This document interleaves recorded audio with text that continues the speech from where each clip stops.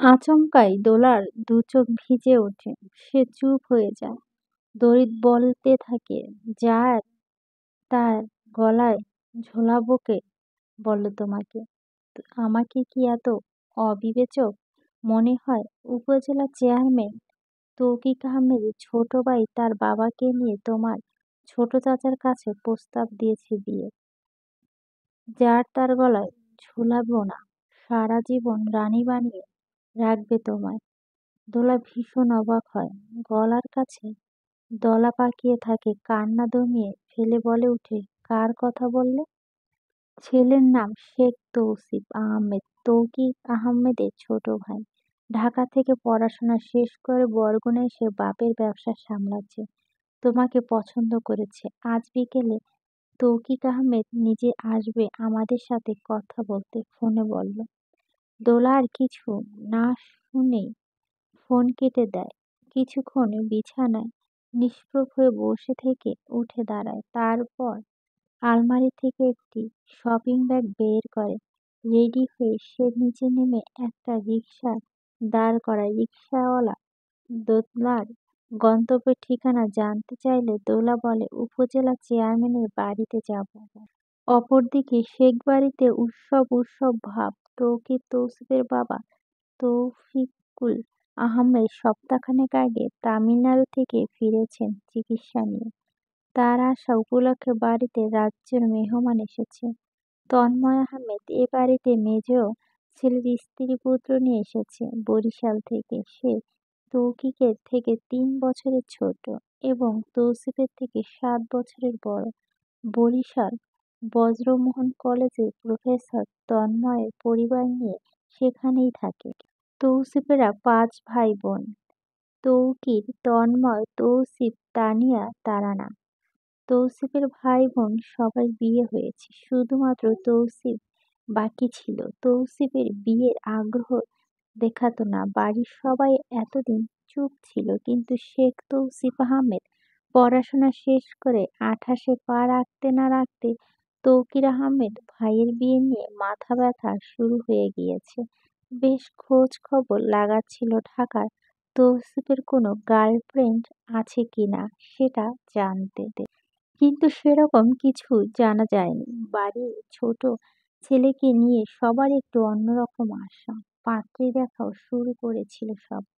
হুট করে একদিন বড় ভাবি ফারিনের কাছে তৌসিফ সরাসরি জানিয়ে দিল, দোলাকে তার ভালো লেগেছে, বিয়ে করতে চায়। সবার প্রথমে অবাক হয়েছে কিছুটা, পরে চিন্তা করে দেখলো দোলা তৌসিফের উপযুক্ত, সম্ভবত সুন্দরী। 24 বছর বয়স। বয়স অতি অল্পনারও বেশি নয়, একেবারে ঠিকঠাক। সব থেকে বড় কথা, দোলার মতো শান্তশিষ্ট ভদ্র মেয়ে খুব কমই দেখা যায় আজকাল দিনে। তাই সামাজিক অবস্থা নিয়ে মাথাটা ঘামিয়ে সবাই এক বাক্যে খুশি মনে তৌসিফের পছন্দের মেনে নিয়েছে। এর মাঝে তৌসিফের বাবা তৌফিকুল আহমেদ ইন্ডিয়ায় চলে যায়। সিদ্ধান্ত হয় সে ফিরলে বিয়ের কথা আগাবে। হলেও তাই। তরিকুল আহমেদ ফেরার দিনই ফারিন গিয়ে শ্বশুরকে বলে, এবার তবে প্রস্তাবটা পাঠিয়ে দিই। শেখ বাড়ির সবাই ধরে নিয়েছে সপ্তাহখানেক ভেতরে বিয়েটা হয়ে যাবে। এই মফস্বল শেখরা নামী লোক, বিত্তবান, তা কারো অজানা নয়। দোলার পরিবার নিশ্চয় এক বাক্যে রাজি হবে এই প্রস্তাবে। তাই এখন থেকে তারা প্রস্তুতি শুরু করেছে বিয়ে। তানিয়া আর তারিন তো শ্বশুরবাড়ি থেকে আগেভাগেই চলে এসেছে। ল্যাপটপে কিছু হিসেব দেখছিল তৌসিফ। হঠাৎ ইউরা এসে দরজার বাইরে থেকে ডাকে, চাচু। তৌসিফ মাথা তুলে তাকায়। কিচ্ছু বলবি? মা তোমাকে ডাকছে। তৌসিফ ল্যাপটপ রেখে পাশে থেকে টি মগটা তুলে উঠে দাঁড়ায়। সোজা হেঁটে ভাই ভাবির ঘরে যায়। ফারিনের ঘরে তৌসিফের মেজ ভাবি শান্তাও ছিল। দু ভাবি তৌসিফকে দেখে মজার ছলে বলে উঠে, এখন ঘরকুনি হয়ে গিয়েছ। বউ আসলে তো সপ্তাহ একদিন ঘর থেকে বের হবে না ভাই। ভাবিদের মশকরায় তৌসিফ নির্বাক, গম্ভীর হয়ে বলে, কিছু হিসাব দেখছিলাম বলো। শান্তা খানিকটা খোঁচা মেরে তৌসিফকে বলে, ভেবেছিলাম ঢাকা থেকে এই বাড়ির ছোট বউ আসবে, কিন্তু দেখছি তুমি তোমার ভাইয়ের মতো বাড়ির পাশে নদীতেই ডুবলে। তৌসিফ বাঁকা হাসি হাসে। শান্তা বলতে থাকে, এভাবে বিয়ে করে বুঝতে পারিনি, কিছুদিন প্রেম করে নিতে পারতে, একটু বাজিয়ে দেখতে, আমার যা দেখা দেখায় নিয়েছি। ঠান্ডা গলায় জবাব দেয় তৌসিফ। শান্তা মজার ছলে বলে, তাই নাকি? তা কি কি দেখলে? মুখটা তো কন্যার নিচেই থাকে। ফারিন শান্তাকে থামিয়ে তৌসিফকে বলে, তোমাকে ডেকেছি এক জরুরি কাজে ভাই। আমার শাশুড়ি মায়ের যা গয়না তার ছোট ছেলের বউয়ের জন্য রেখে গিয়েছে, তা বাইরে আর কি কি গড়াতে দেব, একটা লিস্ট করছি। তুমি একটু দেখবে। লিস্ট দেখার প্রয়োজন নেই, যা যা দিয়ে অলংকৃত হওয়া যায় সব লাগবে, তবে সবকিছু বেস্ট আর ইউনিক হতে হবে। তৌসিফের পছন্দের মতো ইউনিক। দোলাকে দেখে বসার ঘরে থাকা শেখ বাড়ির সবাই অবাক হয়ে যায়। তানিয়া আর তারানা একে অপরের দিকে তাকাচ্ছে। এই সময় দোলার আগমন কারো প্রত্যাশিত ছিল না। তানিয়া তারানা দোলার কাছে একগাল হাসি হেসে এগিয়ে যায়। দোলা বিনিময়ে শুকনো হাসি ফিরিয়ে দিয়ে সালাম দিয়ে বলে, ফারিন ভাবির সাথে দেখা করতে এসেছি। সিঁড়ির দিকে যাওয়ার পথে তৌফিকুল আহমেদ সামনে পড়লে দোলা বিনয়ী হয়ে তাকে সালাম দেয়। এরপর ধীর পায়ে দোতলায় ফারিনের ঘরে যায়। ভাবি আসবো? আচমকা দোলার গলায় আওয়াজে ফারিন, শান্ত, তৌসিফ তিনজনই অবাক হয়। তিনজন ঘুরে দরজার দিকে তাকিয়ে দেখে দোলা ফারিনের ঘরে দরজার কাছে দাঁড়িয়ে। সাদা রঙের একটা সাধারণ সুতির সালোয়ার কামিজ পরনে, মাথায় ওড়না টেনে দেওয়া, হাতে একটা শপিং ব্যাগ। মুখ নেই কোনো প্রসাধনী ছোঁয়া, বরাবরের মতো সাধারণ তবে আকর্ষণীয়, যে সৌন্দর্য সোজা আঘাত হানে বকপটে। তৌসিফ কয়েক পলকের ব্যবধানে দোলাকে পা থেকে মাথা অবধি দেখে চোখ ফিরিয়ে নেয়, তবে সে ঘর থেকে বেরোয় না। টান টান হয়ে সেখানে দাঁড়িয়ে আছে। অন্যদিকে দৃষ্টি স্থির রেখে চায়ের মগে চুমুক বসায়। ফারিন অবাক হলেও হাসি মুখে এগিয়ে যায়। দোলার হাত টেনে ভিতরে ঢুকে বলে, ওমা দোলা যে, এসো বসো। শান্তা এক পলক তৌসিফের দিকে তাকিয়ে তৌসিফকে শুনিয়ে শুনিয়ে দোলাকে বলে, বেশ সুন্দর হয়ে গেছো দোলা, আগের থেকেও। আমারও চোখ ধাঁধিয়ে যাচ্ছে। দোলা কোনো ভনিতা না করে শুধুমাত্র ফারিনের দিকে তাকিয়ে বলে, কথা ছিল। কি কথা দোলা? দোলার হাতে শপিং ব্যাগটা ফারিনের হাতে দিয়ে বলে, আপনার শাড়িটা যেটা কলেজে প্রোগ্রামে পরব বলে নিয়েছিলাম, ওমা এটা দিতে এই সময় আসতে হয়? একটা সামান্য শাড়ি দোলা, এত রোদের বাইরে বেরিও না এখন, এ রূপ মলিন না হোক। কথাটা বলে ফারিন ঠোঁট টিপে হাসে। দোলার এলোমেলো দৃষ্টি ফেলে কয়েক মুহূর্ত সময় নিয়ে জড়তা কাটিয়ে বলে, আর হয়তো ইরাকে পরাতে পারবো না ভাবি, তাই দিয়ে গেলাম শাড়িটা। কখনো কখনো এ বাড়িতে আসা হয় কি না? তৌসিফের ভুরু কুঞ্চিও হয়। চায়ের মগে চুমুক বসাতে গিয়ে বসায় না, তবে তার দৃষ্টির মেঝের দিকে। ফারিন দোলার দিকে হা করে তাকিয়ে আছে। দোলার মাথা নিচু করে কথাটা বলছিল। এবার মাথা তুলে এক পলক তৌসিফের দিকে তাকিয়ে পুনরায় মাথা নিচু করে ফারিনকে বলে, আমি বিয়েতে রাজি নই ভাবি। আপনি প্লিজ তৌসিফ ভাইয়াকে বলবেন উনি যেন বিকেলে বাবার সাথে কথা না বলেন, এটা নিয়ে আর না আগানোর অনুরোধ। ফারিন আর শান্তা হতভম্ব হয়ে সাথে সাথে ঘুরে তৌসিফের দিকে তাকায়। তৌসিফ খুব শান্ত দাঁড়িয়ে আছে, মেঝের দিকে দৃষ্টি দিয়ে, নির্বাক চিত্রে, এবং চুপচাপ চায়ের মগে চুমুক বসায়। দোলা ফারিনকে বলতে থাকে, বাবাকে বলবে বাবা মানবে না, তাই সরাসরি আপনাদেরকে বলা। আসছি ভাবি, ভালো থাকবেন, মেসেঞ্জারে কথা হবে, ইরাকে আরেকজন ভালো টিচার দেব। কথাটা বলে দোলা হতভম্ব হয়ে চলে যায়। ফারিন আর শান্ত মুখ শুকনো করে একে অপরের দিকে তাকায়। তারপরে তৌসিফকে দেখে তৌসিফ তখনও চুপচাপ চায়ে চুমুক দিচ্ছিল। পরপর গভীর শান্ত চোখ দুটো তুলে ভাবির দিকে তাকায়। ফারিন আমতা আমতা করে বলে, তৌসিফ, তোমার ভাইয়াকে কি বল? ভাইয়াকে কিছু বলার প্রয়োজন নেই। গম্ভীর কিন্তু অস্বাভাবিক শান্ত তৌসিফের কণ্ঠস্বর। মানে? তোমার ভাইয়া জরুরি কাজে ফেলে দোলার বাবার সাথে বসতে চেয়েছিল। এখন যদি বলছি তো ভাইয়াকে কিছু বলার দরকার নেই, উঁচু গলায় বলে ওঠা তৌসিফ। শান্তা আর ফারিন দুজনই চমকে ওঠে। মুহূর্তের ব্যবধানে তৌসিফকে অস্বাভাবিক ক্রোধান্বিত লাগছে। ফারিন ইতস্তত করে বলল, ও বিয়েতে রাজি না। ভাইয়া ওর বাবার সাথে কথা বলতে যাবে। কণ্ঠ পুনরায় শান্তা ও গম্ভীর ভাব ফিরিয়ে এনে স্পষ্ট করে বলে ওঠে তৌসিফ। ফারিন আর শান্তা হাঁ করে তাকিয়ে আছে তৌসিফের দিকে। তৌসিফ চায়ের মগে শেষ চুমুক বসিয়ে ফারিনের দিকে তাকিয়ে খুব স্পষ্ট করে বলে, ওকে, আমার লাগবে। রাতে নিস্তব্ধতা ঢাকা পড়েছে পুরো মহল্লা। হাওলাদার ফিলা সামনে দু তিনটে কুকুর তখনও সাংসারিক আলাপ করছে।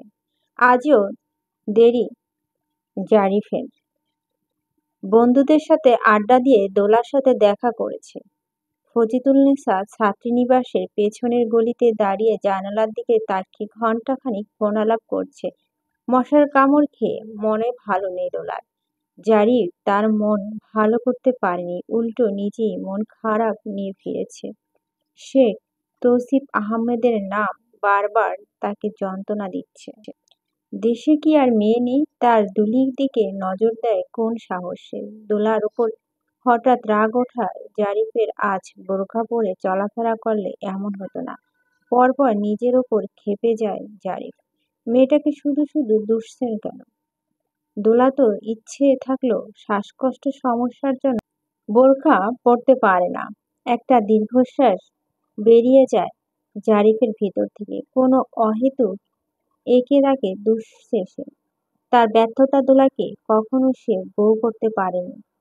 তার ব্যর্থতাকে ঢাকতে কেন অন্যকে দোষ দেওয়া? কলা পসিবল গেট খুলে বাইক উঠিয়ে সিঁড়ির কাছে দাঁড় করিয়ে গেট বন্ধ করে সদর দরজার কাছে যায়। হাত বাড়িয়ে কলিং বেল বাজায়। আগে দেখে দরজা খোলা। ঘুরু কুঁচকে চিত হয়ে জাফরি দরজা ঠেলে ভিতরে ঢুকে বসার ঘর পর্যন্ত যেতেই থমকে দাঁড়িয়ে যায়। জাহিদা আনাম বসার ঘরের সাথে লাগোয়া ডাইনিং টেবিলে চেয়ারে বসে আছে। মায়ের বিধ্বস্ত মুখটা দেখে জারিফ উদ্বিগ্ন হয়ে এগিয়ে যায়। নরম গলায় বলে, কি হয়েছে মা? শরীর খারাপ? জাহিদা আনাম ছেলের দিকে শীতল চোখে তাকিয়ে আছে। অত্যল্পকাল পেরিয়ে যেতেই সে কণ্ঠ খাতে নামিয়ে দূরভাবে জিজ্ঞেস করে, কতদিন ধরে চলছে এসব? অপরদিকে দোলার বিয়েতে অমজ সে কথা তৌসিফ আহমেদের কান অবধি পৌঁছেনি তার স্ত্রী পারে। শান্ত এ ব্যাপারে একটা কথা বলেনি তৌসিফের বারণ শুনে। এদিকে তৌকিক আহমেদ নিজে গিয়ে দোলার বাবার সাথে বিনয়ে কথা বলেছে, জানতে চেয়েছে দবির রহমানের মতামত। মেরুদণ্ডহীন দবির রহমান নিজের বাড়িতে স্বয়ং উপজেলা চেয়ারম্যানকে পেয়ে খুশিতে ধকধক হয়ে গেল। আশ্বাস দিয়ে দিলেন তিনি বিয়েতে রাজি, কথা আগাবে, আত্মীয়তা হবে। তৌকিক আহমেদ আশ্বাস পেলে দোলাকে পড়তে দেওয়া হবে, চাইলেন চাকরিও করতে দেওয়া হবে। এত প্রতিশ্রুতি নেওয়া হলো। বিকেলে সবাই অজানা হয়ে গেল বিয়ের পাত্রী এ বিয়েতে রাজি নয়। দবির রহমান এ কথা জানালেও চেপে গেলেন। তার বিশ্বাস মেয়েকে বুঝিয়ে শুনিয়ে বললে বিয়েতে রাজি হবি। সে ওসব নিয়ে মাথা ঘামায় না। বেশি তেড়ামিও করলে একটু না হয় চোখের পানি ফেলবে, মিছিমিছি বাড়াবাড়ি করলে দুই একটা চড়-থাপ্পড় মারবে না হয়। মেয়ের ভালোর জন্য সব করবে দবির।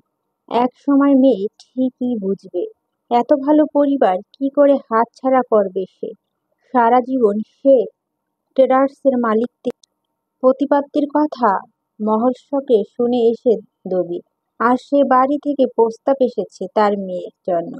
ভাবা যায় কোনো ঘটক পাঠিয়ে নয়, শেখ ট্রেডার্সের কর্ণধার তৌফিকুল আহমেদ নিজে এসেছিলেন। নিজের প্রতি বেশ গর্ব হচ্ছে দবির। হঠাৎ করে আজ বিকেল থেকে পাড়ার দোলার বিয়ে নিয়ে বেশ চর্চা হচ্ছে। এই তল্লাটেও কেউ কল্পনা করেছিল দবিরের মেয়ের বিয়ে এত বড় ঘরে হবে, যেখানে এই পাড়ার সব মেয়েদের বিয়ে হয়েছে দোকানদার আর অর্ধশিক্ষিত প্রবাসী শ্রেণীর ছেলের সাথে। সেই তুলনায় দবির পেয়েছে আকাশের চাঁদ। এদিকে কাচের পানির জগটা টুকরো টুকরো করে মেঝে ছড়িয়ে পড়ে আছে। জারিফ একদৃষ্টে সেদিকে তাকিয়ে।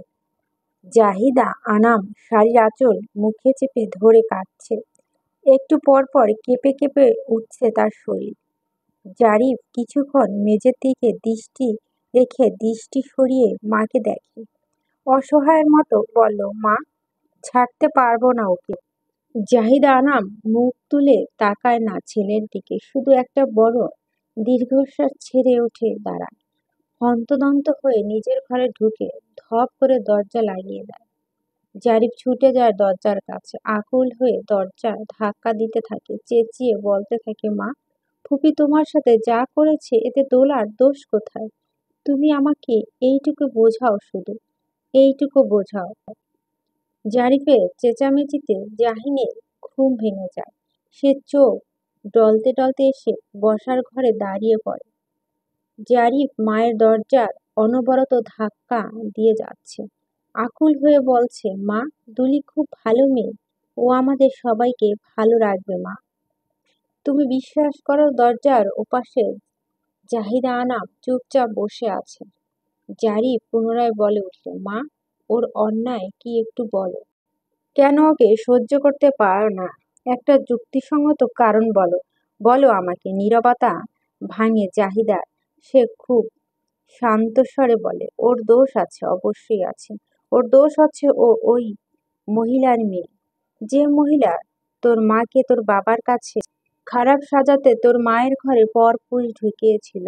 আর যে মহিলা আর তার মায়ের কারণে তোদের বাবার সাথে আমার কখনো ভালোবাসা হয়ে ওঠেনি। আর তোরা দুই ভাই ভালোবাসাহীন একটা বৈবাহিক সম্পর্কের ফসল। ওই মহিলা আর তার মায়ের জন্য আমার বাপকে স্ট্রোক করে মরতে হয়েছিল। ওই মহিলার দোষ এটাই। ওই মহিলার মেয়ে ভয়াবহ দোষ করেছে তোর প্রেমিকা। ভয়াবহ দোষ। জারিফ চুপ হয়ে যায়, দাঁড়িয়ে থাকে দরজার বাইরে চুপ করে। জাহিদা আনাম হাঁপাচ্ছে, একটু দম নিয়ে পুনরায় বলে ওঠে, কি করবি? আমি না মানলে একা একা বিয়ে করে নিবি?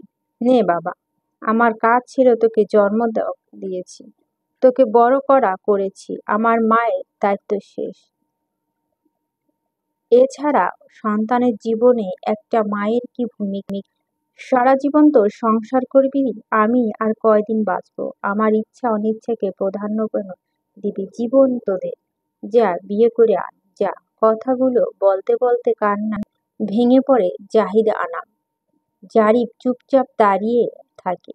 জাহিদা দীর্ঘ সময় পর আর্তনাদ থামিয়ে নীরব হয়ে যায়। জাহিন মায়ের ঘরের সামনে মাথা নিচু করে দরজায় হেলান দিয়ে বসে থাকা বড় ভাইকে অবাক চোখে দেখতে থাকে। গত একদিন জারিফের সাথে কথা হয়ে ওঠেনি দোলার। ইন্টারভিউর জন্য প্রস্তুত করতে হবে জারিফের নিজেকে। এই সময় দোলা নিজের বিষণ্ণতা নিয়ে লোকটা অমনোযোগী করতে চায়নি। শুধু 3 বেলা নিয়ম করে 3টা মেসেজ পাঠিয়েছে দোলা। যদিও জারিফ জবাব দেয়নি, দোলা ভাবল নিজেকে সময় দিচ্ছে, সম্ভবত দিক। হোস্টেলে দোলার ঘরের দুপাশে ঘর থেকে দোলার কনিষ্ঠ বান্ধবী দুজন, তৃপ্তি এবং আফরা। ওদের সাথে টুকটাক কথা বলে নিজেকে হালকা করেছে দোলা। ক্ষণিকের জন্য নিজের কামরা ছেড়ে তৃপ্তির কামরায় এসে বসেছে দীর্ঘক্ষণ। তৃপ্তি আর আফরা ব্যস্ত মুড়ি মাখাতে। দোলা চুপচাপ জানালার বাইরে তাকিয়ে আছে। এখান থেকে দৃষ্টি দিল কিছুটা দূরে একটা বিশাল দোতলা বাড়ি। ছাদে দুজন পুরুষ রমণী বৈকালিক আড্ডায় ব্যস্ত। দুজনের হাতে দুটো চায়ের কাপ সম্ভবত। হাসতে হাসতে কুটি কুটি হয়ে একে অপরের গায়ে সমুদ্রের ঢেউর মতো আছড়ে পড়ছে। দোলার অবচেতন মন দেখল ওখানে দোলা আর জারিফি দাঁড়িয়ে। দোলা একটা লাল রঙের সুতি শাড়ি পরেছে, জারিফ একটা বাটিক পাঞ্জাবি। দৃশ্যটা কল্পনা করে গভীর নিঃশ্বাস ফেলে দোলা। কখনো কি এমন সুন্দর কল্পিত দৃশ্যটা বাস্তব হয়ে দোলার সামনে আসবে? রোজ বিকালে জারিফ অফিস থেকে ফিরলে দুজনে মিলে এভাবে ছাদে ঘনিষ্ঠ হয়ে বসে চা পান করবে, ঠিক ওই যুগলদের মতন। এদিকে তার ফোন বেজে চলছে। সে তখন থেকে দোলার ফোন হাতে তুলে আবার রেখে দেয়। দোলার বড় ফুপি ফোন দিয়েছে। এবার একের পর এক ফোন এসে চলেছে বাড়ি থেকে। ফুপুরা, ফুপারা, চাচারা, চাচিরা সবাই যেন হঠাৎ করে খুব দায়িত্বশীল অভিভাবক হয়ে উঠেছে দোলার। যার দোলার জীবন গঠন কাজ করছে তার বিশিষ্ট মেরুদণ্ডহীন বাবা দবির রহমানের আন্ডারে। দোলা ফুপুর ফোন ধরল না। তৃপ্তি আর ফারহার সাথে মুড়ি মাখা খেলো না। তার ইচ্ছে করছে ছুটে যেতে জারিফের কাছে, ছুটে গিয়ে বলতে, জারিফ, আমাকে তুমি বিয়ে করে নাও। মামি না মানলেও করে নাও। এই তোদের এখানে দোলা এসেছে। হোস্টেলের ওয়ার্ডের সহকারী এসে ৩০৩-এ দরজা দাঁড়িয়েছে। দোলা মলিন মুখটা তার নজরে পড়তে বিরক্ত হয়ে বলে, তুই এখানে দোলা? তোকে পুরো হোস্টেলে খুঁজে এলাম। চল আমার সাথে, ওয়ার্ডেন স্যার তোকে ডেকেছে। দোলা নিস্তেজ কণ্ঠে বলে, আমাকে কেন? তোর সাথে কেউ দেখা করতে এসেছে। দোলা ইচ্ছে করছে না বাড়ি কারো সাথে দেখা করতে, একবারই ইচ্ছে করছে না। ওয়ার্ডেনের সহকারী সানজিদা বিরক্ত নিয়ে বলল, আরে কি হলো কি, চল, তোর মামি এসেছে। দোলা চমকে ওঠে। তৃপ্তি আর আফরাও সানজিদার মুখের দিকে তাকায়, তারপর ঘুরে দোলার দিকে তাকায়। দোলা আটকে আটকে বলে, কে এসেছে? তোর মামি। জাহিদা আনাম নাম, কদমতলা হাই স্কুলের সহকারী শিক্ষিকা। সদর ডোরের মসজিদে মাগরিবের আজান দিয়ে দিয়েছে। জানালা থেকে যেটুকু আলো এসেছিল তা এখন নেই। অভিভাবক মিটিং রুমে বাতি নেবানো। জাহিদা আনাম চেয়ার থেকে উঠে দাঁড়ায়, এক দৃষ্টি দোলার সিঁথির দিকে। সে কিনা তার দুটো পা জড়িয়ে ধরে মেঝেতে বসে আছে। এখন আর কাঁদছে না দোলা, শুধু মাথাটা জাহিদা আনামের হাঁটুতে ঠেকে রেখেছে। জাহিদা আনাম খুব শান্ত ভঙ্গিতে দোলাকে বলে, পা ছাড়ো দোলা। মামি প্লিজ। অদ্ভুত শোনাচ্ছে দোলার কণ্ঠ। শব্দ দুটো কণ্ঠনালী ছিঁড়ে বেরিয়েছে যেন। জাহিদা আনাম দু চোখ বন্ধ করে আবারও চোখ মেলে তাকিয়ে বলে, দোলা, পা ছাড়ো। মামি, আজীবন আপনার দাসী হয়ে থাকবো। এবার দোলা ডুকরে ওঠে। সে কাঁদছে, বাঁধ ভাঙা কান্না। জাহিদা আনাম ভাবলেশহীন দোলার আরো শক্ত করে জাহিদা আনামের পা জড়িয়ে ধরে আকুল হয়ে বলতে থাকে, দয়া চাইনি মামি। জাহিদা আনাম এলোমেলো দৃষ্টি দিয়ে আশেপাশে তাকায়, তারপর কিছুটা ঝুঁকে জোর করে দোলার হাত থেকে নিজের পা ছাড়িয়ে নিয়ে বেরিয়ে যায়। দোলা মেঝেতে ওভাবে পড়ে থাকে, বিধ্বস্ত হয়ে উচ্ছেষ্টার মতো। তৃপ্তি আরফা দোলাকে খুঁজে খুঁজে হয়রান। ১ ঘন্টা হয়েছে প্রায়, এখনো কামরায় ফেরেনি দেখে দুজনেই খুঁজে নেমেছে তাকে। পুরো হোস্টেলে খুঁজে অবশেষে এক সিনিয়র আপু থেকে জানতে পারল দোলা অভিভাবক মিটিং রুমে আছে। দোতলা থেকে সিঁড়ি বেয়ে লবি ধরে নাক বরাবর হাঁটতে থাকে দ্রুত পায়ে। নিচতলায় স্টোররুমের কাছে এসে ডানে ঘুরতে পা থমকে যায় আফরা তৃপ্তি। দোলা বিধ্বস্ত হয়ে দেওয়ালে ধরে ধরে হাঁটছে। বিকট চিৎকার দিয়ে তৃপ্তি এগিয়ে যায়। দুজনে দুপাশ থেকে ধরে দোলাকে। উৎকণ্ঠা নিয়ে তৃপ্তি বলে, এ কি হাল তোর? কি হয়েছে? বুকে ব্যথা করেছে? দোলা জবাব দেয় না, দিতে পারে না। তবে ওরা দুজন এইটুকু বুঝলো দোলার শ্বাসকষ্ট হচ্ছে। বাড়তি প্রশ্ন না করে ধরে ধরে দোলাকে ৩০৪-এ এনে বিছানায় বসায়। তৃপ্তি দোলার গা থেকে ওড়না সরিয়ে ফেলে, পিছন থেকে কামিজের ভেতর হাত ঢুকিয়ে পিঠে ম্যাসাজ করতে থাকে। আরফা ছুটে গিয়ে দোলার ড্রয়ার থেকে ইনহেলার এনে দোলাকে দেয়। নিস্তব্ধ নিষ্প্রাণ মরা মাছের মতো দীপ্ত গায়ে পিঠ এলিয়ে পড়ে আছে দোলা। ওরা দুজন দোলা থেকে জানতে চায় না কি হয়েছে। এই 1 ঘন্টায় সহানুভূতির মাথায় হাতে দোলাকে আঁকড়ে ধরে বসে থাকে। শুধু দোলার ফোন বেজে উঠল। আফরার ফোনটা হাতে নিয়ে দোলার দিকে তাকিয়ে বলে, আঙ্কেল কল দিয়েছে, কেটে দেই, রিসিভ কর। ক্ষীণ স্বরে বলে দোলা। আফরা কলটা রিসিভ করে লাউড রেখে দেয়। ওপাশ থেকে দবির রহমান তেতে উঠে, এসব কি বেয়াদবি দোলা? চাচা ফুপুদের ফোন ধরছ না? কি শুরু করছো কি তুমি? আমার স্ট্রোক না করিয়ে তোমার শান্তি আব্বু? দোলার অসুস্থ কণ্ঠস্বর দবিরকে থামিয়ে দেয়। খানিকটা বিচলিত হয়ে ওঠে। ঠিক আছো তুমি?